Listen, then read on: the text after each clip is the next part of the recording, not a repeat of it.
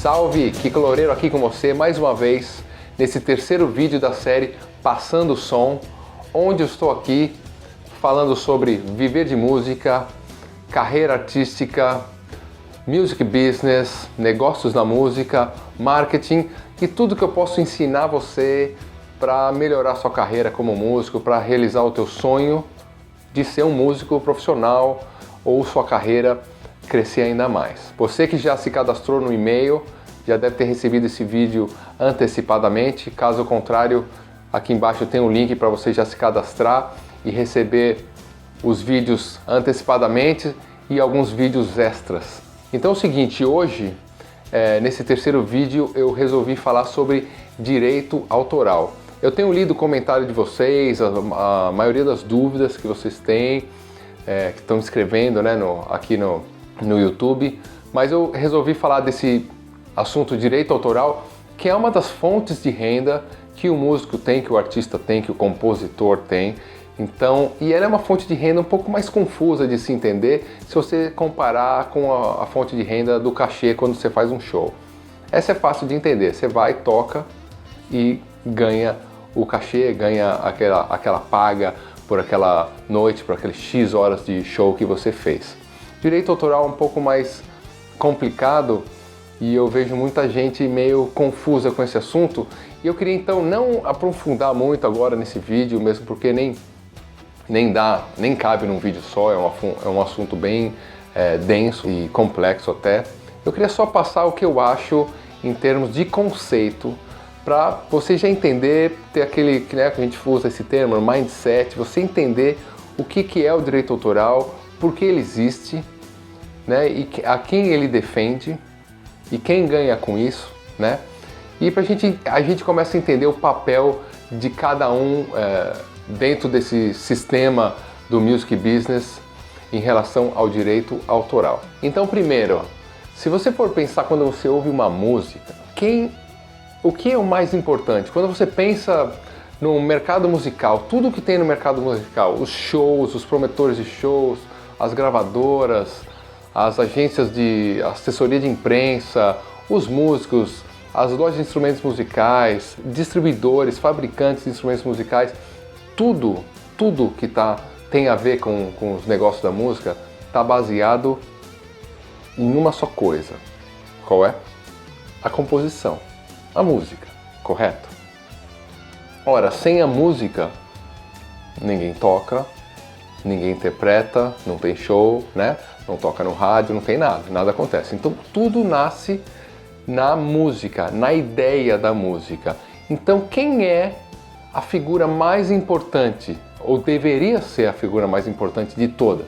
O compositor, exato. Você já entendeu, você já falou antes antes de mim. O compositor é o cara mais importante. Você tem a pirâmide invertida, aquela pontinha que segura tudo é o compositor. Se o cara não compuser nenhuma música, se não existir essa figura, nada mais existe. Então, não é à toa que deve existir algum sistema que defenda o compositor e o autor. O autor faz a letra, o compositor a música. Tem que ter algum sistema que defenda os direitos autorais. Então isso já vem de um tempo, né, as leis de direitos autorais, chamado Tratado de Berna, de 1886. Né, você tem o ato Copyright Act americano também, de 1700 e lá vai. E assim, e você pegar essas datas, você vai ver que em 1888 a gente estava libertando os escravos no Brasil e 2 anos antes os europeus já estavam então definindo as regras de como pagar os direitos autorais. Quer dizer, olha a evolução, como estavam adiantados, e não é à toa que no Brasil ainda é um assunto obscuro, muitos músicos não entendem ou não sabem ou não buscam saber e nessas eles perdem grandes oportunidades aí. Tá, então é o seguinte, a gente primeiro tem que entender que o compositor é a base de tudo. Compositor-autor, quem faz a música, quem faz a letra. A partir daí sim, você vai ter quem canta ou quem toca, né? É o intérprete. Então pode ser um cantor, pode ser uma banda, quem interpreta aquela composição. Quando a gente fala de rock, geralmente é a mesma figura, né? No Angra, por exemplo, nas minhas músicas eu toco e sou eu que componho. No Angra a banda compõe, alguém da banda compõe e a própria banda toca. Mas você pode imaginar assim um Tom Jobim com a Elis Regina cantando. Então, o compositor, de repente o autor Vinícius de Moraes, escrevendo a letra, e de repente Elis Regina cantando, ou Ney Matogrosso cantando, especificamente intérprete. Então você vê já uma hierarquia, onde o compositor e o autor, teoricamente, devem ser mais importantes que o próprio intérprete.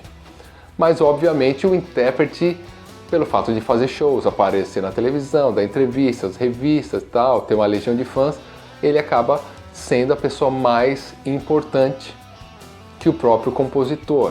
E por isso que no Brasil, pelo fato de os direitos autorais terem sido historicamente sempre mal pagos, os grandes compositores brasileiros saíram para tocar, fazer show, porque era o único jeito deles ganharem. E só ler qualquer entrevista dos grandes compositores brasileiros, como Tom Jobim, Chico Buarque e tantos outros, saíram fazendo shows também. Então eles foram intérpretes e compositores e autores. Mas na hierarquia seria compositor e autor, vem o intérprete, e aí depois vem o músico que grava, que acompanha o intérprete, né? Quando é uma banda, você tem os músicos, mas a banda funciona como intérprete, certo? Agora, se for um caso como citei, sei lá, Ney Matogrosso, Elis Regina, sei lá, Cássia Eller, algum cantor conhecido, você vai ter os músicos, né, que o cantor vai precisar, vai ter os músicos em volta, ou mesmo no meu caso, eu componho, eu interpreto, mas eu preciso também de um baterista, um baixista, né? Eu gravei meu disco Virgil Donati na bateria, o Felipe Andreoli no baixo. Então, eles são os músicos que me acompanham.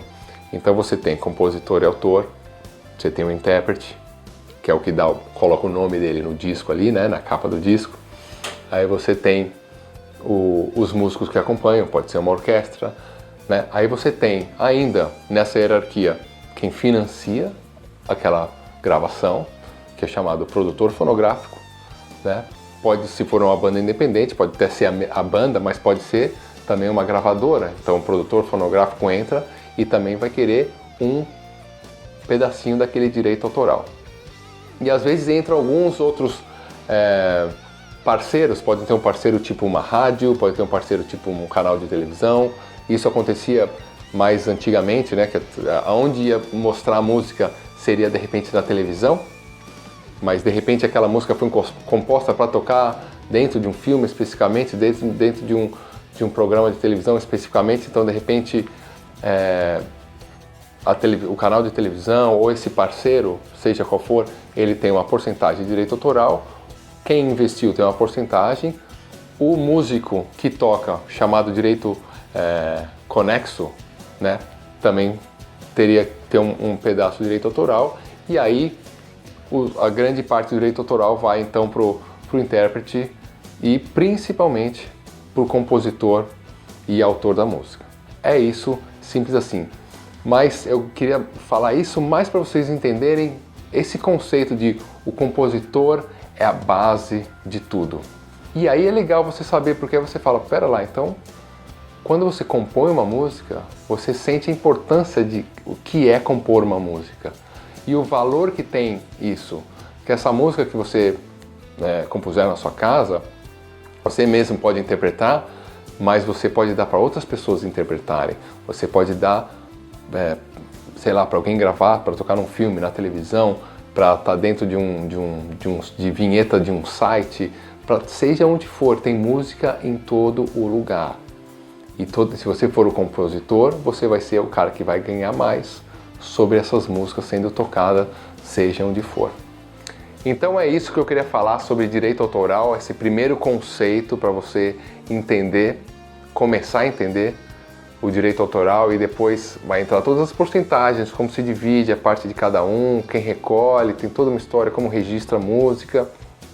Mas primeiro a gente tem que entender o conceito, a importância de cada um nessa hierarquia de uma música. É isso aí, então, esse assunto de direito autoral é só o começo, o conceito que eu queria passar para começar já a formatar seu cérebro, seu mindset, para começar a entender o que é e como funciona o direito autoral, porque depois fica mais fácil você falar sobre porcentagens, ou quem recolhe, para quem você paga, como é que funciona o sistema no mundo inteiro.